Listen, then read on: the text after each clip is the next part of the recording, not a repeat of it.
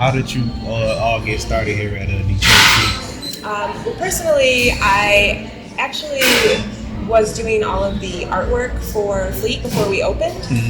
So I was in charge of the chalkboard, some of the murals that we have in here, and it actually kind of just came about that I stepped into the marketing position just last year. So now I'm the marketing manager here at Detroit Fleet, which is awesome because I get to tell everybody about all the awesome things we do, the cool people that come that we meet, and basically just my job is to make sure that when you come here, you have the best experience possible. Okay. And now can you tell me exactly how did Detroit Fleet get started? Yeah, actually, the owners, Aaron and Katie, have been friends since grade school, and they were in business with a food truck. And their thought they've been in the food truck industry for a few years before Detroit Fleet, and they wanted to have a hub where the community of food trucks could gather, and that it was a solid place where people could come in and out, and we could offer all types of food. And so this was their first foray into like a restaurant ownership experience, and so far they're kicking butt, and they're amazing people to work for. So I just feel like it's a super cute story that they've been friends this whole time, and their friendship has endured, and they're able to create something this spectacular together.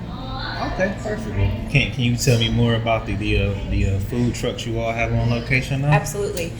So this season, our mainstay food trucks, we have three. We have Matt and Moe's, and they serve Chicago-style Italian beef. If you've ever been to Chicago, you know exactly what I'm talking about. It is unreal. We also have El Guapo, who is very well known in the community of food trucks. They do tacos and burritos, and everything they put out is amazing. And also we have the Pita Post, who does Mediterranean, and they're famous for their chicken schnitzel, which I think you had today. Yes. And it was amazing. And so everybody that's here, the three food trucks, are super people in general. We always try to make sure that the people that we have on site are genuine and they are quality oriented. We also welcome guest trucks every weekend, and also on Tuesdays for Taco Tuesday. So we have just like a list of trucks that roll through, so at any different moment you can have a different experience here. And if you have picky eaters in your group, everybody has somewhere to choose from. Okay, and you mentioned about season. Okay, when it becomes wintertime, how does that affect the food trucks? Awesome. So food trucks roll out on October 31st. So that is the last day of our season. And at that point, we really focus inward. We always have a full bar, and we also have our house kitchen. So we have our chef Sam, who cooks up amazing specials every week. And we really try to make this like a cozy place in the winter for people to come and still gather. One of the things we did last year is we put igloos out on the patio, which was super awesome. People really received it well. We had a lot of reservations. And we also do events all year long, so not just in the summer, but in the winter. We try to do events that will bring people to Detroit Fleet so they can still have an exciting and different experience, and be able to eat and drink and just have a good time. We have board games and DJs, and we even have done like cross-stitch workshops and macrame workshops, yoga workshops. So our whole thing is that at any point in time we want to be a hub in the community for you to come to. Okay, perfect. And one last thing, can you tell me about your ultimate long-term goal at Detroit Fleet? Absolutely. So our whole goal is to be a community spot. We're right in the middle of a neighborhood, and we're a little farther away from downtown Ferndale. And we're not exactly Hazel Park. We're right on the border, and so we're kind of in the middle, like the meeting of two communities. And our whole word of the year has been community. What are we doing to be part of the neighborhood?